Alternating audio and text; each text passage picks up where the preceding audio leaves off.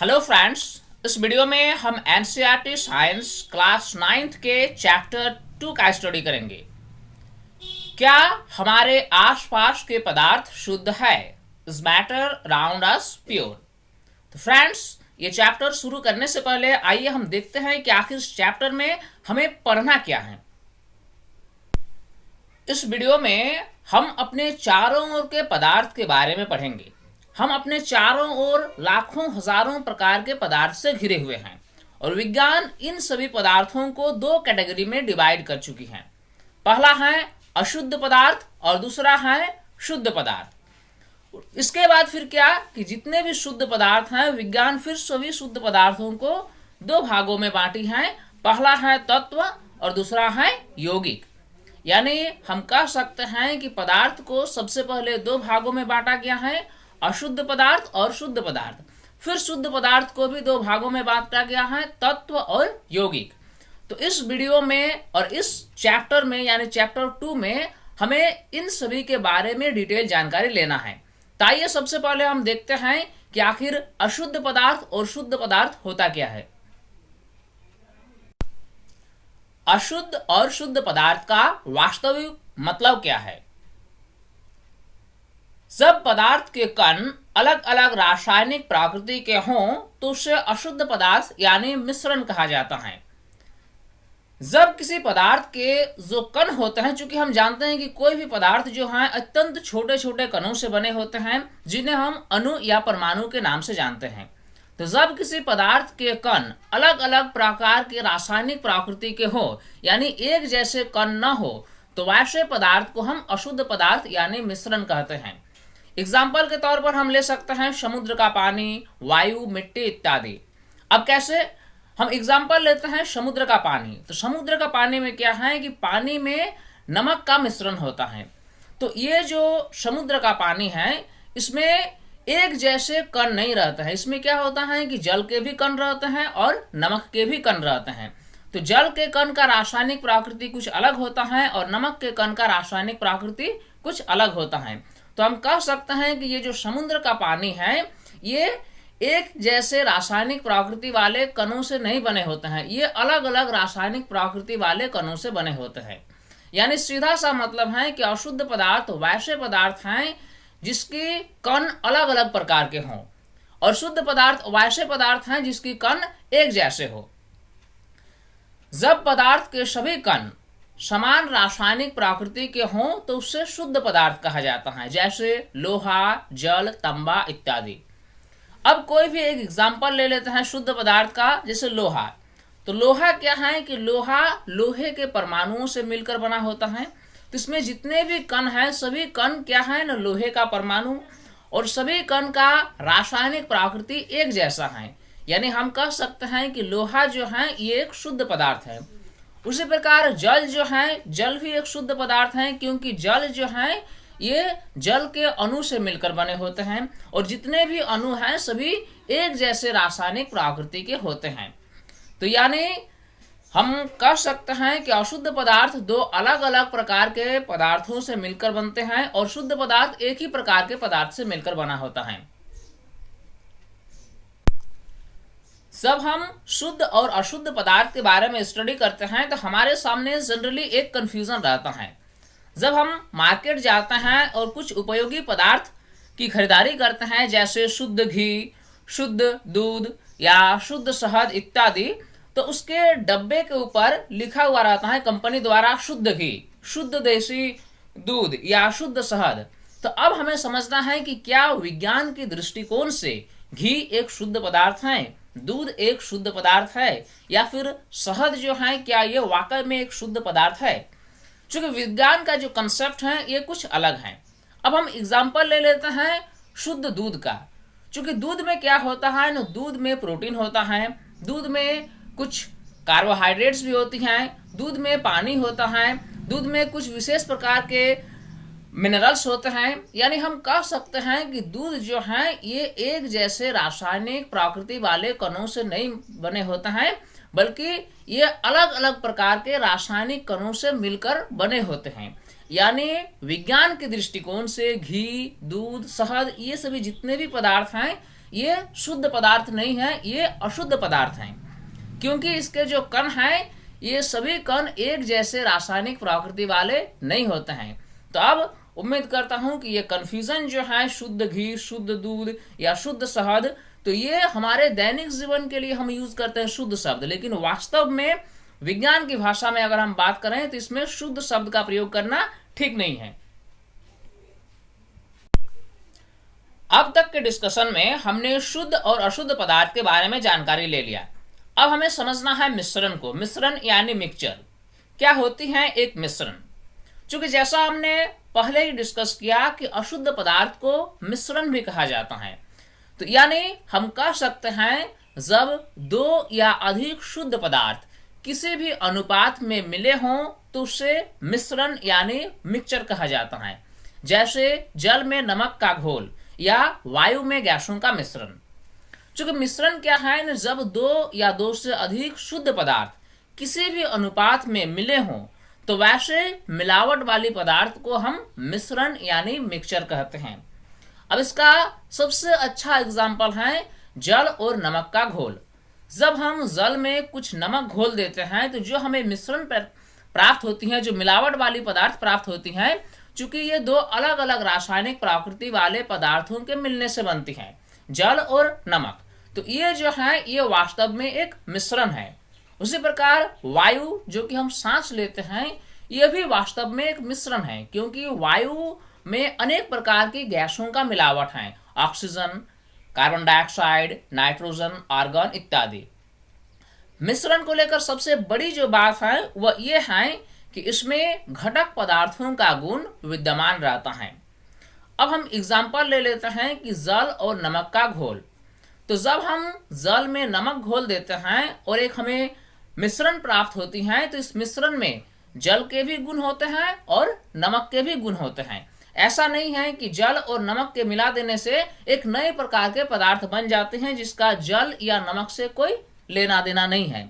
ऐसा नहीं है, क्योंकि मिश्रण में जो है, मिश्रण में जो घटक पदार्थ होती हैं उसके भी गुण विद्यमान रहता है। यही कारण है कि जल और नमक के घोल का जब हम स्वाद लेते हैं तो हमें जल का भी स्वाद मिलता है और नमक का खारापन भी मिलता है। यानी मिश्रण में क्या होता है कि घटक पदार्थों का गुण विद्यमान रहता है। और इसी वीडियो में जब हम आगे यौगिक के बारे में पढ़ेंगे तो हम देखेंगे कि यौगिक के निर्माण में घटक पदार्थों का जो गुण है वह गायब हो जाता है और एक नए पदार्थ का जन्म होता है और उसका गुण भी एक अलग तरह का होता है। अब आइए हम देखते हैं कि मिश्रण कितने प्रकार के हो सकते हैं। मिश्रण के प्रकार। विज्ञान मिश्रण को दो भागों में बांट चुकी है। एक प्रकार के मिश्रण को बोला जाता है समांगी मिश्रण और दूसरे प्रकार के मिश्रण को बोला जाता है विषमांगी मिश्रण। समांगी मिश्रण को हम होमोजेनस मिक्सचर कहते हैं और विषमांगी मिश्रण को हेटेरोजेनस मिक्सचर कहते हैं। यानी हम अपने चारों ओर जितने भी प्रकार के मिश्रण देखते हैं सभी मिश्रण या तो समांगी मिश्रण होता है या फिर विषमांगी मिश्रण होता है। अब आइए हम समझते हैं कि क्या है समांगी मिश्रण और क्या है विषमांगी मिश्रण। समांगी मिश्रण यानी होमोजेनस मिक्सचर ऐसे मिश्रण जिसमें दो या अधिक अवयव उपस्थित हों परंतु उन्हें अलग अलग देखा नहीं जा सकता है, समांगी मिश्रण कहते हैं। इसका सबसे अच्छा उदाहरण है नमक और पानी का मिश्रण और फिर मिश्र धातुएं। अब हम इसको जरा क्लियर करते हैं कि जब हम नमक और पानी का एक घोल तैयार करते हैं तो एक मिश्रण प्राप्त होती है जिससे हम समांगी मिश्रण कहते हैं। इस मिश्रण में क्या होता है कि जब ये मिश्रण तैयार हो जाती है तो उस घोल में हम नमक के कण देख नहीं सकते हैं, क्योंकि ये सभी जो हैं ये मॉलिक्यूलर लेवल पर यूनिफॉर्मली डिस्ट्रीब्यूटेड हो जाते हैं। यानी समांगी मिश्रण एक ऐसा मिश्रण है जिसमें दो अलग अलग प्रकार के जो पदार्थ हैं उसको हम अलग अलग नहीं देख सकते हैं, उसमें एक प्रकार की यूनिफॉर्मिटी आ जाती है। तो ऐसे मिश्रण को हम समांगी मिश्रण या फिर होमोजेनस मिक्सचर कहते हैं। विषमांगी मिश्रण यानी हेटेरोजेनस मिक्सचर ऐसे मिश्रण जिसमें दो या अधिक अवयव उपस्थित हों परंतु उन्हें अलग अलग देखा जा सकता है, विषमांगी मिश्रण कहते हैं। इसका सबसे अच्छा उदाहरण है तेल और पानी का मिश्रण। जब हम तेल और पानी का एक मिश्रण तैयार करते हैं तो उस पानी में हमें तेल की छोटी छोटी बूंदें नजर आने लगती हैं, जिसको हम आसानी से देख सकते हैं।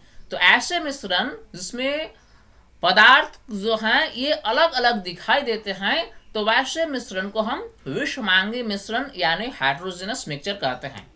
सबसे बड़ी बात है समांगी मिश्रण में क्या है कि जो पदार्थ हैं ये मॉलिक्यूलर लेवल पर यूनिफॉर्मली डिस्ट्रीब्यूटेड होती हैं, और विषमांगी मिश्रण यानी हेटेरोजेनस मिक्सचर में क्या होती हैं कि ये यूनिफॉर्मली डिस्ट्रीब्यूटेड नहीं होती हैं।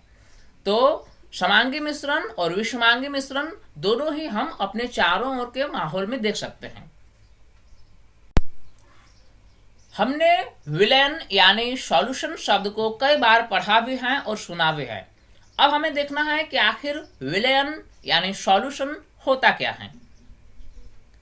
विलेन दो या दो से अधिक पदार्थों का समांगी मिश्रण है। जब दो या दो से अधिक शुद्ध पदार्थों का एक समांगी मिश्रण तैयार किया जाता है तो इससे हम विलेन कहते हैं। सबसे बड़ी बात है कि विलेन द्रव भी हो सकता है, विलेन ठोस भी हो सकता है और विलेन गैस भी हो सकता है। सबसे बड़ी बात क्या है कि विलेन जो है ये एक समांगी मिश्रण है। विलेन के कणों में समांगिकता होती है। विलयन में क्या होता है कि जब दो या दो से अधिक पदार्थ का एक मिश्रण तैयार होती है तो इसमें जो कणों में जो समांगिकता होती है और ये कण जो है यूनिफॉर्मली डिस्ट्रीब्यूटेड होती हैं, यानी हर जगह इसका जो डिस्ट्रीब्यूशन है वह एक जैसा होता है। मॉलिक्यूलर लेवल पर इसका डिस्ट्रीब्यूशन एक जैसा होता है, यानी हम कह सकते हैं कि कणों में समांगिकता होती है। नमक पानी का स्वाद हर भागों में सदैव समान रहता है क्योंकि नमक और पानी के कण समान रूप से वितरित होते हैं। जब हम पानी में कुछ मात्रा में नमक घोलकर एक घोल तैयार करते हैं तो उसमें क्या होता है कि हर जगह पर, चाहे वह घोल बर्तन के पेंदी वाले हो या फिर ऊपर वाले, हर जगह नमक और पानी का जो वितरण है वह एक जैसा होता है और हर जगह जो स्वाद है वह स्वाद भी एक जैसा है। ऐसा नहीं कि कहीं पर नमक का मात्रा ज्यादा और कहीं पर पानी का मात्रा ज्यादा, ऐसा नहीं है। तो यानी हम कह सकते हैं कि विलयन में क्या है कि ये यूनिफॉर्मली डिस्ट्रीब्यूटेड होती हैं। किसी भी विलयन के दो भाग होते हैं, पहला है विलायक यानी सॉल्वेंट और दूसरा है विलेय यानी सॉल्यूट। अब हमें जानना है कि विलायक क्या है और विलेय क्या है। विलयन में जिस पदार्थ की मात्रा अधिक होती है उससे हम विलायक कहते हैं और विलयन में जिस पदार्थ की मात्रा कम होती है उससे हम विलेय कहते हैं। अब हम इमेजिन करते हैं कि एक गिलास पानी में 1 चम्मच चीनी डालकर हम एक घोल तैयार करते हैं। तो जब ये घोल तैयार हो जाती है तो हम कह सकते हैं कि ये एक विलयन है। अब इसमें पानी की मात्रा जो है वह है 1 गिलास और चीनी की जो मात्रा है वह है 1 चम्मच। तो निसंदेह इसमें पानी की मात्रा अधिक है और चीनी की मात्रा कम है। तो जो पदार्थ की मात्रा अधिक है वह है विलायक और जो पदार्थ की मात्रा कम है वह है विलेय। यानी ऐसे घोल में पानी जो है वह विलायक है और चीनी जो है ये विलेय है। चीनी और जल के विलयन में विलायक जल और विलेय चीनी है। ठीक वैसे ही जब हम कोल्ड ड्रिंक्स की बात करते हैं तो कोल्ड ड्रिंक्स में क्या होता है ना, इसमें कार्बन डाइऑक्साइड गैस घुली हुई रहती है। तो इसमें कोल्ड ड्रिंक्स में विलायक के रूप में जल होता है और विलेय के रूप में कार्बन डाइऑक्साइड होती है। उसी प्रकार जब हम वायु की बात करते हैं तो वायु में क्या होता है ना, नाइट्रोजन सबसे अधिक मात्रा में होती है 78%, उसके बाद ऑक्सीजन होती है 21%, कार्बन डाइऑक्साइड होती है 0.03%, इसके अलावा अन्य गैसेस भी होती हैं। तो यानी हम कह सकते हैं कि वायु में विलायक जो है वह है नाइट्रोजन क्योंकि इसकी मात्रा सबसे अधिक यानी 78% होती है। आइए अब विलयन के कुछ खास गुणों की चर्चा करते हैं। सबसे पहला है कि विलयन एक समांगी मिश्रण है। अगला पॉइंट है इसमें कणों का व्यास लगभग 1 नैनोमीटर यानी 10⁻⁻⁹ मीटर होता है, इसलिए आंखों से नहीं देखे जा सकते।